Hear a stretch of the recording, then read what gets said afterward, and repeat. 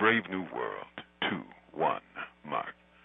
For several years, in the 80s and 90s, stories raced through communities of people being seduced, drugged, and when they awakened, to their horror, an internal organ, like a kidney, had been removed.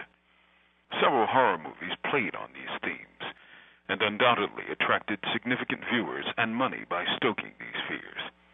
Recently, it has been reported that there is a brisk and bustling business in a country touted as the world's largest democracy, where the illicit sale of kidneys has become a kind of cottage industry.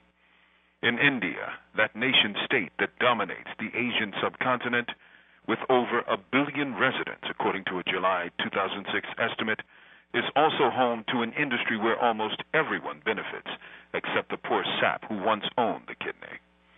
People told of waking up with searing pain in their abdomens. At least 500 such people, usually poor laborers, rickshaw drivers, or farmers on the brink of peonage. Many of the men were offered jobs, and indeed some were told openly what was wanted for a payment of between $1,000 and $2,500. The men were approached by kidney scouts in Delhi or Uttar Pradesh, one of the poorer regions of the country. The ring, composed of dozens of paramedics, doctors, nurses, private hospitals, and pathology clinics, were acquiring the organs for use by rich Indians and foreigners, according to published accounts. Organs for sale? There is a malevolent logic to this practice in this, the age of globalism, where everything is for sale to the highest bidder. There's something nightmarish, ghoulish, and Frankensteinian about this practice, but it is also a telling commentary on how the rich regard the poor among them. For the men who've had their organs snatched, almost none of them had been paid the promised fee, even if they willingly agreed to the sale. They were taken to a clinic, their blood was tested, and they were threatened by armed guards to neither resist nor tell about the practice.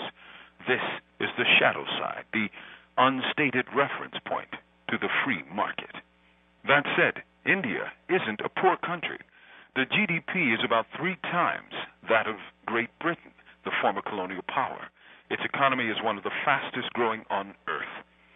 Yet this illustrates how great wealth may exist amidst great poverty.